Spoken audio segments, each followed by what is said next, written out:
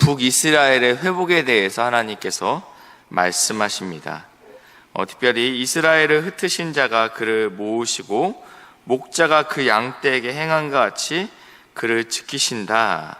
근데 하나님께서 이들을 어떻게 회복시키시냐면 흩었던 자를 모으시고 또 목자가 양떼를 돌본 것 같이 이 에브라임, 북이스라엘을 돌보시겠다라고 약속하십니다. 그러면서 그들보다 강한 자의 손에서 속량하셨으니 북이스라엘이 아수르에 의해서 멸망했는데 그러한 제국보다 더 강력한 하나님의 손으로 이들을 보호하시겠다, 이를 대속하시겠다라고 말씀하고 있습니다. 그래서 그들이 시온의 높은 곳에서 찬양하게 되고 여호와의 복이 나와 있는데 곡식과 새 포도주와 기름 이렇게 표현하고 있습니다.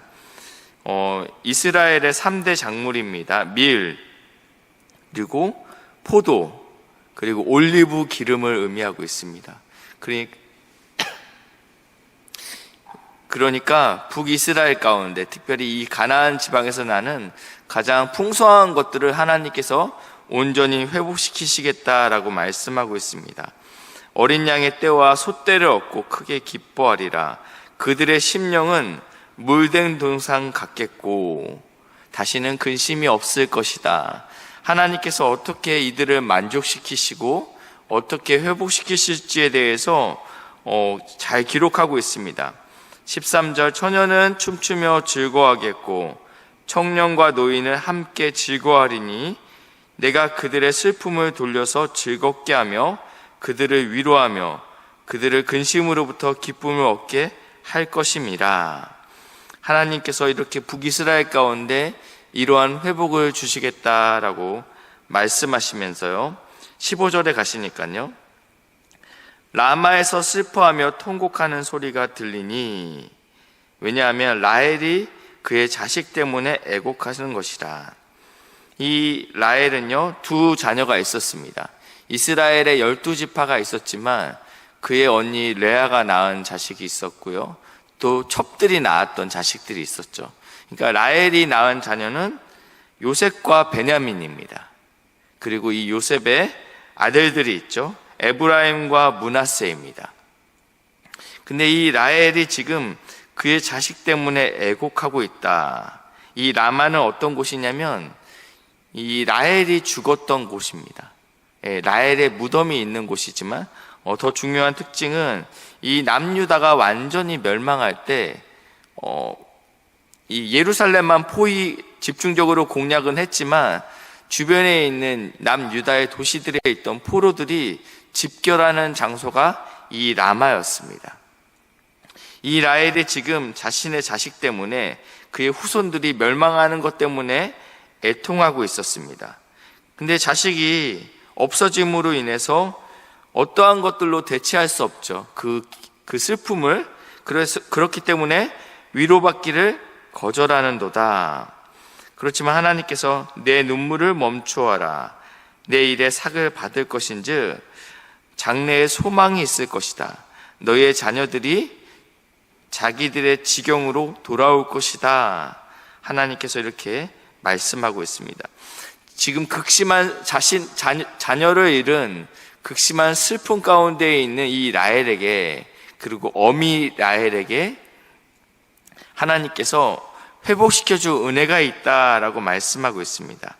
18절이 중요한데요, 에브라임이 스스로 탄식함을 내가 분명히 들었나니.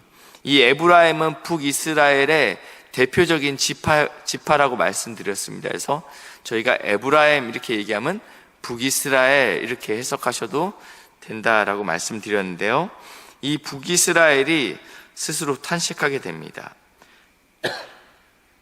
주께서 나를 징벌하심에 멍에 익숙하지 못한 송아지 같은 내가 징벌을 받았나이다. 주는 나의 하나님 여호와시니 나를 이끌어 돌이키소서. 그리하면 내가 돌아오겠나이다.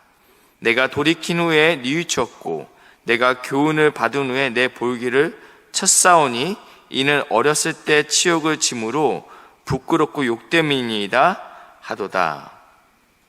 이게 지금 에브라임이 하나님 앞에서 고난을 당하고 나서 하는 고백이었습니다.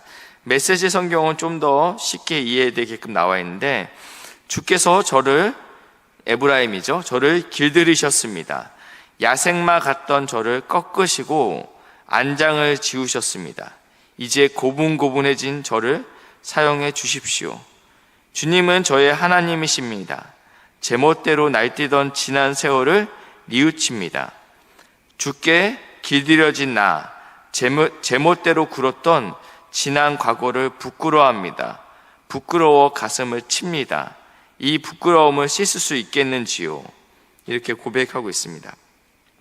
그러니까 하나님께서 이 에브라임까지 사랑하시는데 그 사랑의 방법이 징계였다라는 것입니다. 이 징계는 아비가 자식을 징계할 때 그 목적은 돌아오는 것입니다.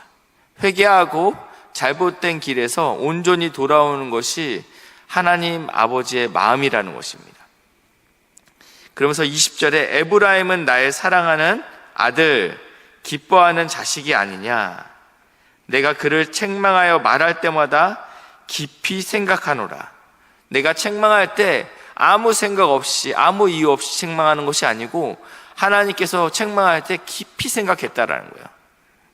어떻게 하면 사랑하는 내 아들이 다시 나에게 마음을 돌이킬 것인가? 그러므로 그를 위하여 내 창자가 들끓으니. 얼마나 깊이 생각했냐면 창자가 끊어질 것 같은 아픔을 지금 이 하나님께서 에브라임 가운데 가지고 있었다. 내가 반드시 그를 불쌍히 여기리라. 여호와의 말씀이니라. 이 마음은요, 신약에서도 계속적으로 등장하는데 예수님께서 무리를 볼 때마다 가졌던 마음들, 예수님이 무리를 보시고 불쌍히 여기사, 이것이 원어로는 창자가 끊어지는 아픔이다 라고 말씀을 드렸었습니다. 그러니까 예수님께서 무리를 보실 때마다 가졌던 그 불쌍히 여기는 마음은 참 불쌍하다, 그리고 지나가는 마음이 아닌 이 문제를 반드시 해결해야 되겠다, 이 아픔으로부터 반드시 내 사랑하는 자녀들을 구원해야 되겠다, 그 정도의 끊어지는 아픔이었는데 오늘 하나님께서 남유다가 아니라 에브라임에게 이러한 마음을 가지고 있으셨다라는 것입니다. 에브라임이 뉘우쳤습니다. 하나님, 저 좀 살려주세요. 지난날 제가 젊었을 때 어떠한 배신과 어떠한 하나님께 불순종을 했는지 제가 드디어 깨달았습니다.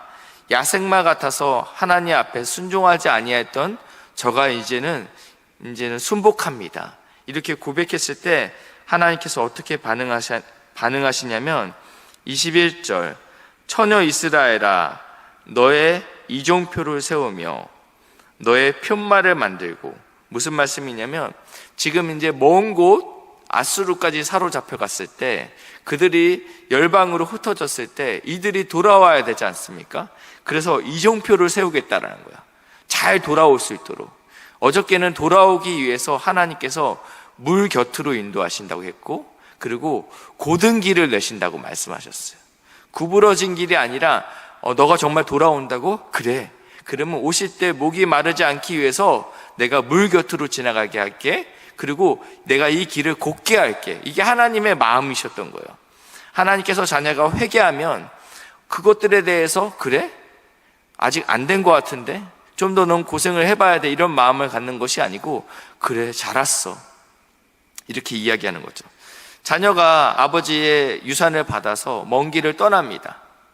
그리고 큰 맘 먹고 아버지를 다시 찾아가죠. 돼지의 쥐염염매를 먹기보다 내가 아버지의 집에 종이 되는 것이 낫겠다.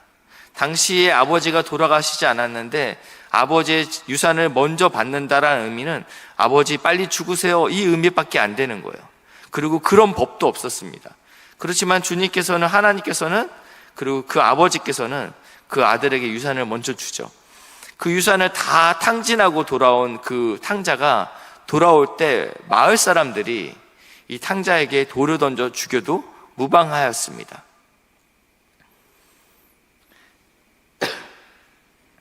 멀리서 이 모습을 보고 있던 아버지가 신발을 벗은 채, 신발을 벗었다는 표현은 나오지 않는데 막 뛰어왔죠.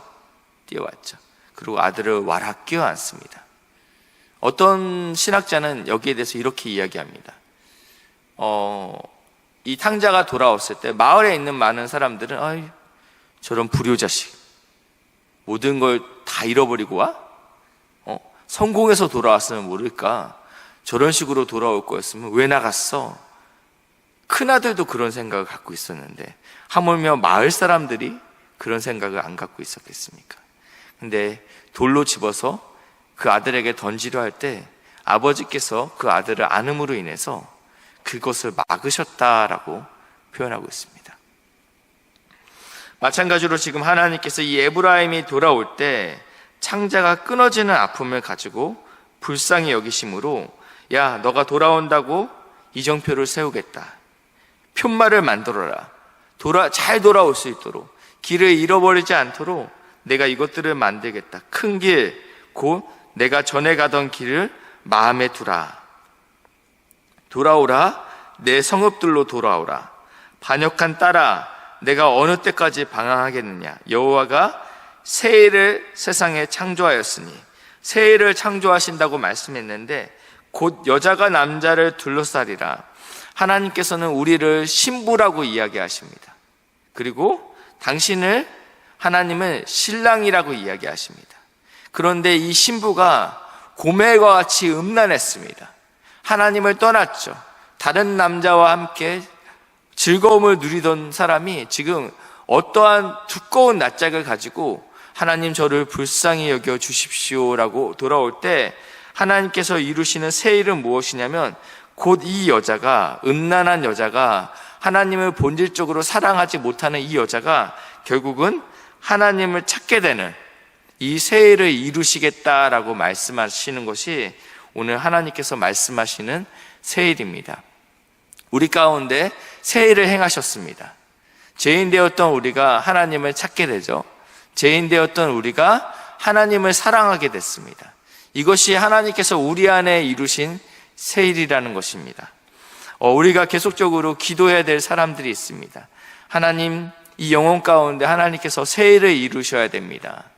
우리 교육부서 아이들 마음 가운데, 또 캄보디아에 있는 영혼들 가운데, 그리고 사랑하는 우리의 자녀들 가운데 하나님께서 새 일을 이루어 주십시오.